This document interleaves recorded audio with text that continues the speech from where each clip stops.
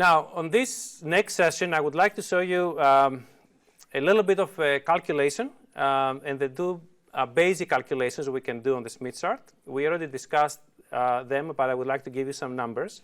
So here's a load that we can just basically point on the Smith chart, and the first basic calculation is to read that load.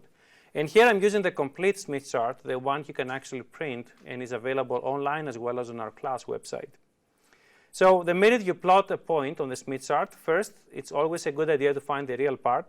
In this case, it actually passes through the circle that reads 1 right here. And so that means that the real part is 1. And then you basically look at the imaginary circle, and you look at the number listed right here. This actually also reads 1. And that means that this load right here is the 1 plus j load. So you can do that for any single load somebody plots for you, whether it's here, whether it's here, whether it's here, whether it's here. Now, in the old days, when the primary reason for using the Smith chart was to actually do computation, people spent a lot of time trying to read these numbers really accurately, and they were saying, well, what if my load runs right there? Don't have a huge inaccuracy? How do I read exactly this number? Is this number 0.63 or 0.62 or 0.625?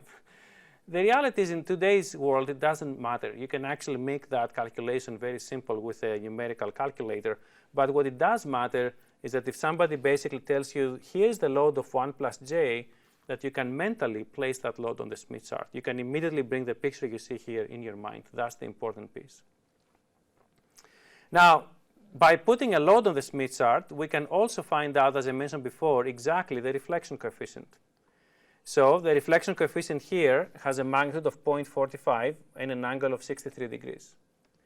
How do we find the magnitude of 0.45? Well, as I mentioned before, we measure this distance. Let's say it was 8 centimeters. We measure this distance, and the division of that basically gives 0.45. How did I find the angle 63? Well, I start from here. Remember that this is my real axis, and this is the imaginary axis. So I start from here, and I simply measure this angle. You can either measure the angle with your own instrument, or you can basically go to the scale of the Smith chart. There is a scale of the Smith chart right here that actually measures angles. And right here is the angle of 63. This number here is actually 60 degrees. There are actually various scales around the Smith chart, and I would invite you to basically utilize them and study them. But this is definitely one that is very, very widely utilized.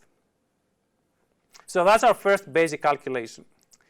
Now let's go for another basic calculation. So let's say that somebody says, plot me this reflection coefficient, 0.62 with an angle of negative 123. So again, I will basically go ahead and first of all find my angle. The angle is negative 123. So I have to go ahead and measure all the way down to 123 degrees. Or I can use the scale of angles right here. So this number here is negative 123. And then simply take 62% of the distance between the edge of the Smith chart and the center. So when I take 62% of that distance, I will end up with this point there. And then it's simply good enough to read the scales for the real part. So if you look here at the real part, it actually passes through the 0.3 circle. So that means that this load will have a real part of 0.3. And then it's OK to simply look at the imaginary circle. Now the circle is on the bottom side, so essentially that means that it will be negative. And if you just read the number that you will have on the Smith chart, this will end up being 0.5. So these are the two basic calculations. One we did before, where somebody gave you the load, you plotted the load, and you measured the reflection coefficient. Or somebody gives you the reflection coefficient and asks you what load is causing that, which is the one we just did right now. And it takes a little bit of practice. In fact, I would advise you to do at least 5 of them per day for at least a full week before you can read these numbers correctly and you don't make mistakes. It takes a little bit of practice, but once you do it once in your life, you remember it until you're really, really old. It's a little bit like learning how to bicycle.